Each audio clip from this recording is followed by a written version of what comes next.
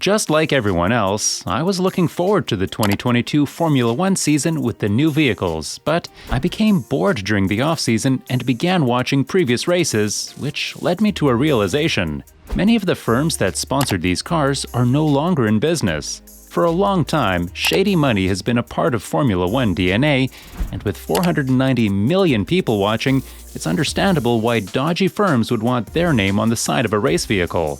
What exactly do these businesses do? Are they genuine? What source of income do they have? In this video, we'll look at some of the shadiest, almost unbelievable firms with an interest in Formula One racing. And don't worry, one of them is owned by a Nigerian prince. It's going to be a rough ride. Racing is exorbitantly expensive. Every season, Formula One teams require hundreds of millions of dollars to compete. The amount of money a team can raise has a direct relationship with how the team can win. That's how Formula One works. To be honest, it's how most sports operate. More money, bigger engines, and better drivers. The regulating body of Formula One, the FIA, monitors car technology very strictly in order to ensure as level a playing field on the track as possible, but they haven't done much in the past to balance out the financial side. Small market teams in America, like the Yankees versus the Orioles or the Lakers versus the Kings, don't get as much money as major market teams. Starting in 2021, Formula One featured a budget cap for the first time.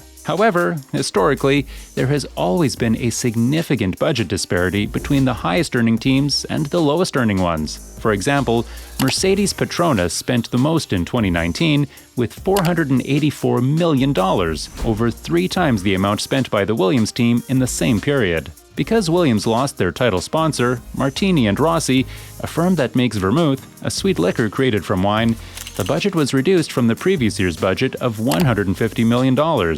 Side note, their stuff is actually fairly inexpensive. You'd think a firm supporting an F1 team would have some really nice things, but it's only about $8.50 per bottle. Anyway, despite the fact that they are operating with $350 million less than Mercedes, Williams still needs to compete with them. A sponsor dropping out can cripple or even destroy a team, which is why some F1 teams end up with less than reputable backers. The Rich Energy catastrophe is a recent example that Formula One fans will recall. Haas is the only American-owned team in Formula One right now, and they were caught up in the shady 2019 sponsorship scenario. Rich Energy, a stylish new energy drink with antlers as a logo, became the Haas team's title sponsor. Another F1 team, Force India, had previously disregarded Rich Energy as lacking substance before deciding to go with Canadian billionaire Lawrence Stroll's money. Then, Williams was going to sign a contract with Rich Energy, but they failed to show up. According to Williams' narrative, a Rich Energy CEO and Imagine Dragons roadie set up a meeting with Williams, but never showed up.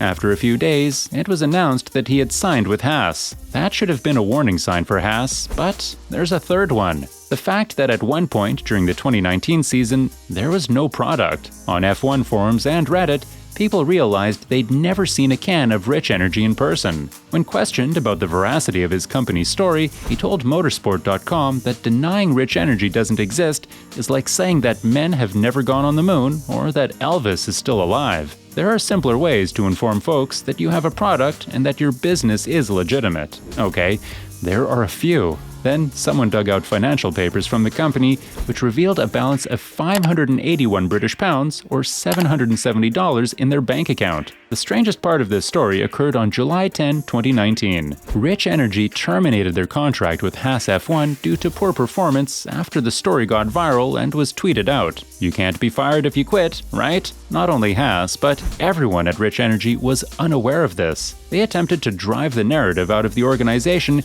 by claiming that his actions were the fault of a renegade employee. Rich Energy never followed through on their half of the bargain, owing to the fact that they only had $700 in their account, and Haas was forced to continue the season with one less sponsor. Rich Energy was later sued over the antler logo and was ordered to pay White Bikes $30,000 in damages, which they never received. The company finally rebranded as Lightning Volt. But this isn't the first time an energy drink has gone wrong. In the 1999 Formula One season, a mysterious Nigerian prince and a phony energy drink caused an F1 team to go bankrupt. This isn't anything you'd make up. Formula One's 53rd season began in 1999. With the McLaren team, Mika Hakkinen was defending his World Championship title, Michael Schumacher was recovering from a broken leg, and the Arrows were scrambling to get their finances in order. And Prince Malik Ado Ibrahim offered the Arrows $125 million to be a sponsor. For a team that was as cash-strapped as the Arrows, $125 million might entirely turn their fortunes around. As a result, team manager Tom Walkinshaw decided to let the Prince fund Arrows for the 1999 season, which was divided with Repsol. As a result, half of the car was painted Repsol orange, while the other half was painted black with a T- logo. It's a one-of-a-kind look. That's something I'll give him. Prince Malik could constantly be seen at the paddock, surrounded by cameras. He savored the attention and didn't miss an opportunity to market his T- brand. What is T-, you might wonder? It was meant to be an energy drink, after all. It was planned to be a motorcycle manufacturer's name.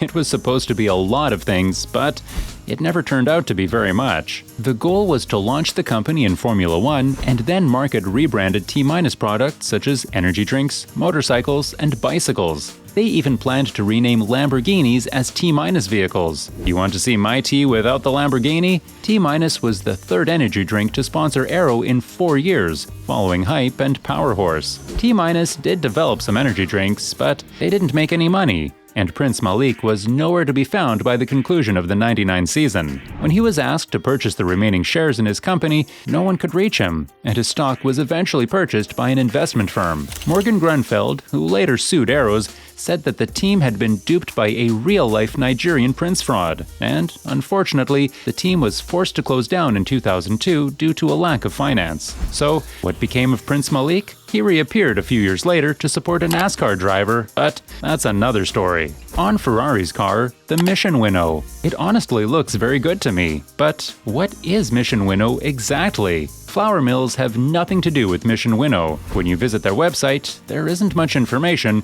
at least none that is useful. It's full of confusing business phrases and almost feels like a corporate parody. Just have a look at this quote: "Innovating and investing in an open discourse, bringing people and businesses closer together, creating a mutually beneficial environment." Their Twitter account reads like it was intended to cram as many business buzzwords as possible into a single line. With a little further investigation, we discovered that Mission Winnow is essentially a shell corporation for Philip Morris International, or PMI. People who smoke Marlboro cigarettes, you know who I'm talking about. Philip Morris has a long history in Formula One. So, what's the difference between Mission Winnow and Marlboro? The FIA outlawed tobacco sponsorships in Formula One in 2006. However, Mission Winnow is a new effort that does not promote tobacco goods or any other items. Despite being owned by a cigarette firm, they are permitted to sponsor a car. It's a CSR, or corporate social responsibility, in technical terms. Mission Winnow, in layman's words, refers to efforts aimed at improving a corporation's public image by portraying it as a responsible member of society. Basically, it's all about public relations.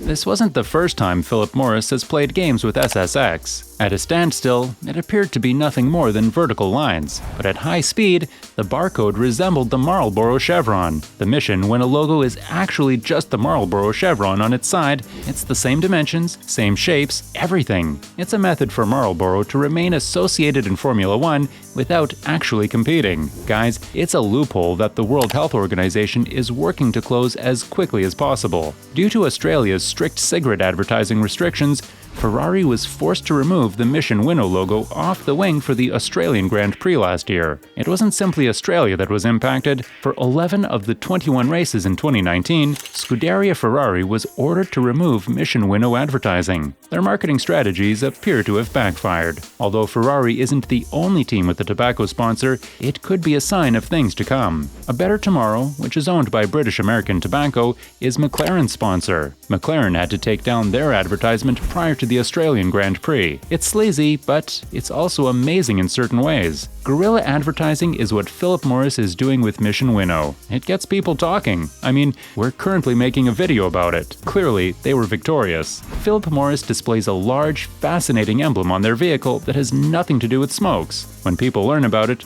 they become angry. Humans are inherently interested, therefore, Philip Morris receives free promotion. The iTime banners and adverts during the 2018 Austrian Grand Prix confused observers. The event's title sponsor was iTime, although no one had ever heard of them before. At this conference, CEO Magdalena Krumova described the all-in-one iTime app as world-changing, social, and up-to-date, which is exactly what I look for in an app. So, what is iTime exactly? It was a chat software similar to WhatsApp, but it was really an MLM or multi-level marketing plan, commonly known as a pyramid scheme at the time. And it appears like they're still operating, though it's unclear what they do. Krumova created other pyramid schemes under the names Lioness and My World, which supported at least one for a time, and Lioness was actually banned from doing business in Norway. If you are unable to conduct business in Norway, I'm not interested in purchasing your product. Formula One attracts one type of person in particular. It's a bunch of old men with a lot of money. Sugarbook, a dating service that linked younger sugar babies with older rich men, was one of the sponsors of the 2018 Singapore Grand Prix. Despite the fact that they have never sponsored a car, Sugarbook was supposed to co-sponsor a party in a bar sponsored by Martini, Williams' title sponsor. The party was cancelled, perhaps because it would have been a PR disaster for Martini and probably Williams as well. This is as good a time as any to bring up the subject of ethics in Formula One. Formula One gets away with a lot of less than ideal behavior for a multi-billion-dollar multinational organization. On one hand, it's a world-class sport, second in popularity only to football, but on the other end, you have really sleazy sponsorships, cutthroat behavior, and sometimes a disregard for human rights. And unfortunately, it's been like that for a long, long time. This might be a little heavy and a little controversial, but when the governing body of a sport is sometimes morally bankrupt, a shady sponsor doesn't seem like the end of the world, and that's probably why Formula One attracts so many of them. Anytime you have an organization worth billions, there's going to be some shadiness if you dig deep enough. So, whatever happened to Prince Malik after he goes to the Arrows team in 1999? We'd love to hear your thoughts, so post them in the comments area below. And, as usual, like, subscribe, and hit that notification bell to be notified of new videos.